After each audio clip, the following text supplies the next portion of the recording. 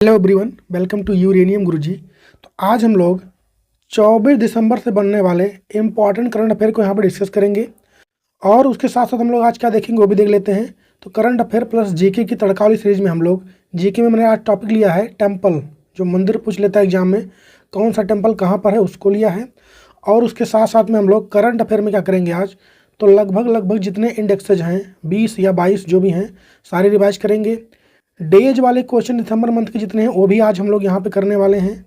तो ये सब यहाँ पे कर रहने वाला कंटेंट। चलिए स्टार्ट करते हैं आज का सेशन। पहला क्वेश्चन है, यूरेशिया टाइम्स की द ग्रेट पावर ऑफ 2025 सूची में भारत किस स्थान पर रहा है। तो इसमें रहा है भारत 5वें स्थान पर। फर्स्ट पे कौन रहा है, तो फर्स्ट पे रहा है यूएसए रहा है। अब हम लोग जितने भी इंडेक्सेज हैं अभी तक 2024 वाले मोस्ट ऑफ द जितने भी हो सकते हैं सारा रिवाइज करने वाले हैं। चलिए स्टार्ट करते हैं। पहला है वैश्विक नवाचार सूचकांक यानी ग्लोबल इनोवेशन इंडेक्स। इसमें भारत रहा है 39 प्लेस पर और टॉप पर रहा है स्विट्जरलैंड। खुशहाली सूचकांक यानी हैप्पीनेस इंडेक्स 2024 में भारत रहा है 126 प्लेस पर। टॉप पे कौन रहा है, फिनलैंड। वैश्विक शांति सूचकांक यानी ग्लोबल पीस इंडेक्स में भारत 116 पर रहा है और टॉप पर कौन रहा है, आइसलैंड। इसको पब्लिश कौन करता है, तो institute of economics and peace. लिंग अंतर रिपोर्ट यानी जेंडर गैप रिपोर्ट, ये 129 में रहा है भारत इस बार। टॉप पर कौन रहा है, आइसलैंड। कौन पब्लिश करता है इसको, तो वर्ल्ड इकोनॉमिक फोरम करता है इसको। भ्रष्टाचार सूचकांक यानी करप्शन इंडेक्स में भारत किस स्थान पर रहा है, 24 में, तो 93 पर रहा है। टॉप पर कौन रहा है, समोलिया। नेक्स्ट है लॉजिस्टिक प्रदर्शन सूचकांक यानी लॉजिस्टिक परफॉर्मेंस इंडेक्स 2024 में भारत रहा 38 प्लस पर।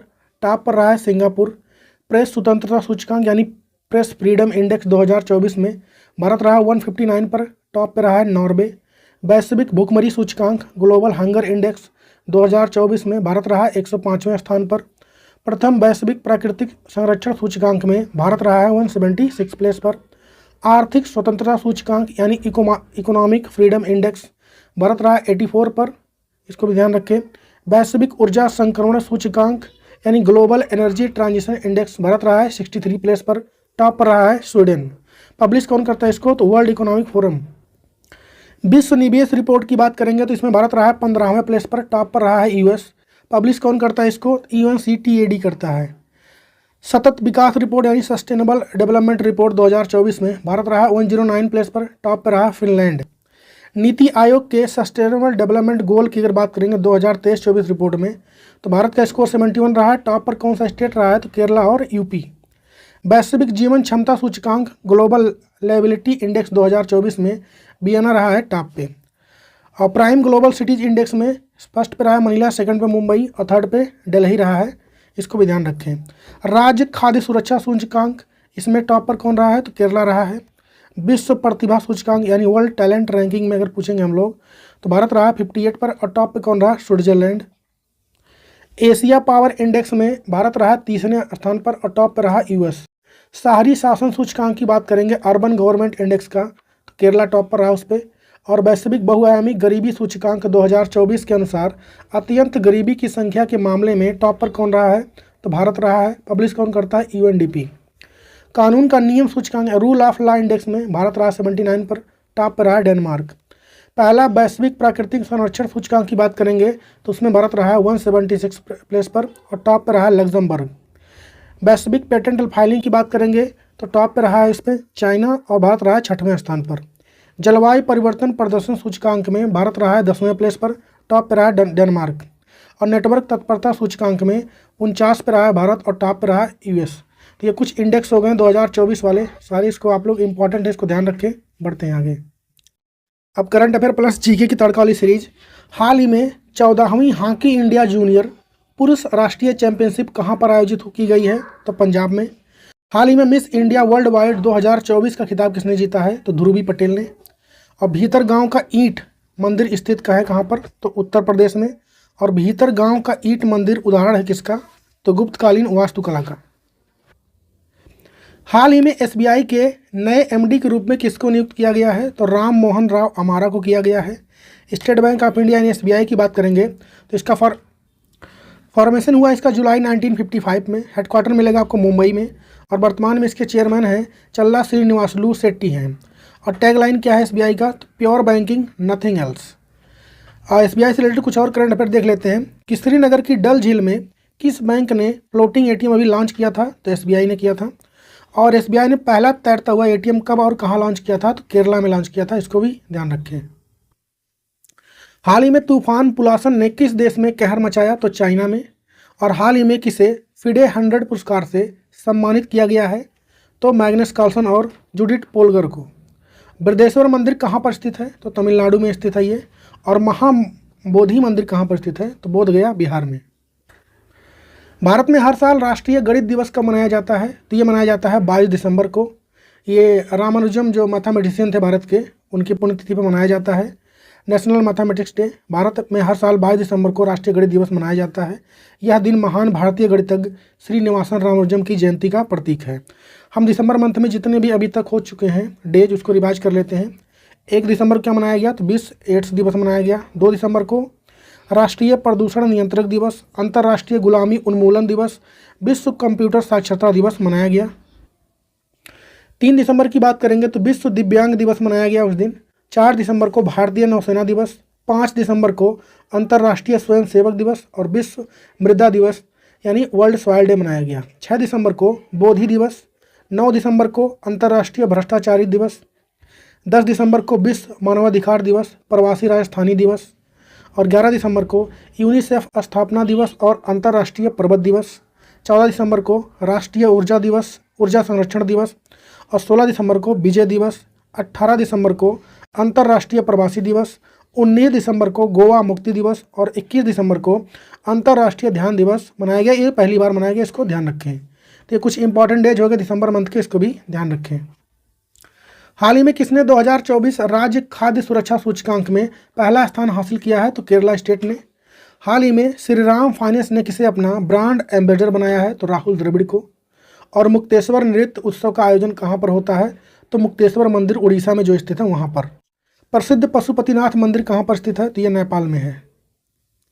हाल ही में किस देश के अंतरिक्ष यात्री द्वारा 9 घंटे स्पेस वॉक करने का नया विश्व रिकॉर्ड बनाया गया है? तो चाइना के हैं ये। चीन के अंतरिक्ष यात्रियों ने सबसे लंबे समय तक यानी 9 घंटे तक स्पेस में वॉक करने का नया रिकॉर्ड बनाया है अभी हाल ही में। नाम क्या है उनका? तो काय जुझे और सांग लिंगडोंग उनका नाम है। हाल ही में एलन मस्क की कंपनी ने दृष्टिहीनों के लिए एक डिवाइस बनाया है, उसका नाम क्या है? तो ब्लाइंड साइट। और विश्व खाद्य भारत 2024 सम्मेलन की भागीदारी देश कौन सा है? तो जापान है।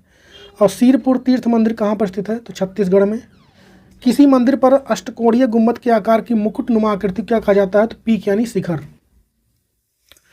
हाल ही में प्रोजेक्ट डॉल्फिन के तहत पहली बार डॉल्फिन टैगिंग कहाँ पर स्टार्ट हुई है? तो ये असम में हुआ है। असम में ब्रह्मपुत्र नदी पर इसी की सहायक नदी क्या है? कुल्सी नदी में। इस नदी में विश्व में पहली बार सैटेलाइट के द्वारा गंगा नदी डॉल्फिन की टैगिंग स्टार्ट हुई है हाल ही में। इससे क्या होगा क्या? तो डॉल्फिन जो होता है इसको ट्रैक किया जाएगा, इसमें इसके पोजीशन के बारे में, कहाँ ज़्यादा है कहाँ कम है, इन सब के बारे में। यह प्रोजेक्ट डॉल्फिन के द्वारा किया गया है, इसको भी ध्यान रखें।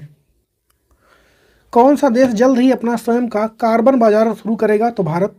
और हाल ही में विश्व बांस यानी बैम्बू दिवस कब मनाया गया? 18 सितंबर को। मुख्य मंदिर मीनार की आकृति को क्या कहा जाता है? तो बीमन्ना कहा जाता है। उड़ीसा में रथ यात्रा का केंद्र है जगन्नाथपुरी टेम्पल। हाल ही में 11वीं 8D संगठन की बैठक कहाँ पर हुई है? तो मिस्र यानी इजिप्ट में हुआ है। यह क्या होता है? तो विकासशील 8 जो मुस्लिम कंट्रियां हैं उनमें एक समिट होता है, जो कि इस बार 11वें नंबर का था, वही है ये। 19 दिसंबर को 2024 को इसका मिस्र में आयोजन किया गया था। और इसमें कौन कौन से देश हैं? मिस्र है, बांग्लादेश है, Indonesia, Malaysia, Nigeria, Iran, Pakistan और तुर्की इसमें शामिल हैं। ये 8 मुस्लिम इस्लामिक कंट्रियां हैं जो इसमें शामिल हैं। इंडोनेशिया 2025 में इसकी मेज़बानी करेगा, जो कि 12वें नंबर का होगा ये शिखर सम्मेलन। और इसकी बात करेंगे 8D की, तो इसका फॉर्मेशन 1997 में हुआ था। हेडक्वार्टर कहाँ पे मिलेगा? तुर्की के इस्तांबुल में। इजिप्ट की बात करें, कैपिटल उसकी होती है काहिरा। करेंसी यहाँ पे चलती है मिस्र पाउंड और प्रेसिडेंट है उसके अब्दुल फतेह अल सीसी। इन्होंने ही अध्यक्षता की थी उस सिटिंग की। हाल ही में भारतीय महिला फुटबॉल टीम के नए कोच के रूप में किसको नियुक्त किया गया है? तो संतोष कश्यप को। और हाल ही में एसएसबी ने नए डीजी के रूप में किसको नियुक्त किया है? तो मोहन प्रसाद को। बोध गया में महाबोधि मंदिर संगठन यूनेस्को विश्व धरोहर स्थल बन गया था 2002 में। जम्मू के किश्तवाड़ा जिले में स्थित मचैल माता मंदिर समर्पित है किसको? दुर्गा देवी को। नेक्स्ट है कि हाल ही में यूएन इंटरनल जस्टिस काउंसिल के अध्यक्ष कौन बने हैं? तो मदन लोकुर। हाल ही में नाडा भारतीय समावेश सम्मेलन का दूसरा संस्करण कहाँ पर आयोजित करेगा? तो नई दिल्ली में। और हाल ही में टाइम्स ट्रेवल ने किसे एशिया में सबसे फोटोजेनिक यूनेस्को विश्व धरोहर स्थल का खिताब दिया है? तो अंकोर वाट टेम्पल को। राजस्थान के माउंट आबू में स्थित दिलवाड़ा मंदिर किससे संबंधित है? तो जैन धर्म का है वो। और 13वीं सदी का कोणार्क सूर्य मंदिर कहाँ पर स्थित है? तो ओडिशा में। इस राज्य के पूर्व मुख्यमंत्री ओम प्रकाश चौटाला का 89 वर्ष की आयु में अभी हाल ही में निधन हो गया है। तो हरियाणा के थे ये, हरियाणा के मुख्यमंत्री रह चुके हैं ये। और हरियाणा की बात करेंगे, कैपिटल उसकी हो जाएगी चंडीगढ़। वर्तमान में मुख्यमंत्री कौन है? नायाब सिंह सैनी। और गवर्नर है वहाँ के बंडारू दत्तात्रेय। हरियाणा से कुछ और करंट अफेयर देखते हैं। जैसे हरियाणा में विश्व बैंक की सहायता से आर्टिफिशियल इंटेलिजेंस केंद्र की स्थापना की जाएगी। और हरियाणा के कुरुक्षेत्र में 28 नवंबर से 15 दिसंबर 2024 तक अंतर्राष्ट्रीय गीता महोत्सव का आयोजन किया जाएगा। लोकसभा अध्यक्ष ओम बिरला ने सोनीपत में हाल ही में देश के पहले संविधान संग्रहालय का उद्घाटन किया है। 7 दिसंबर को हरियाणा के पंचकुला में 100 दिवसीय टीबी उन्मूलन अभियान की शुरुआत 100 दिन के लिए की जाएगी। और प्रधानमंत्री नरेंद्र मोदी ने 9 दिसंबर को हरियाणा के पानीपत में बीमा सखी योजना का भी हाल ही में शुभारंभ किया है। हाल ही में किसने बच्चों के लिए पेंशन योजना एनपीएस वात्सल्य का स्टार्टिंग किया है? तो निर्मला सीतारमण। वर्तमान में भारत के फाइनेंस मिनिस्टर हैं ये। हाल ही में एलसीए तेजस बेड़े में पहली महिला फाइटर पायलट कौन बनी है? तो मोहना सिंह बनी है ये। और कोणार्क में स्थित सूर्य मंदिर को जाना जाता है ब्लैक पैगोडा यानी काले पैगोडे के नाम से। तंजावुर का बृहदेश्वर मंदिर बनाया गया है किसके लिए? तो राजा राज चोल प्रथम द्वारा। हाल ही में दिल्ली सरकार ने बुजुर्ग आबादी के लिए किस नाम से एक स्वास्थ्य बीमा योजना स्टार्ट किया है? संजीवनी नाम से। हाल ही में किस देश की सरकार ने क्रिस्टियानो रोनाल्डो के सम्मान में एक विशेष सिक्का जारी किया है? तो पुर्तगाल के। और वर्ष 2026 राष्ट्रमंडल खेल की मेजबानी कौन करेगा? तो ये करेगा ग्लासगो। और महाबलीपुरम के सोरा मंदिर का निर्माण कहाँ पर हुआ है? तो पल्लव राजवंश के शासनकाल में इसका हुआ था। हम्पी में विरूपक्ष मंदिर समर्पित है किसको? तो भगवान शिव को। तो यहाँ पर कंप्लीट होगा आज के डेली करंट अफेयर का सेशन।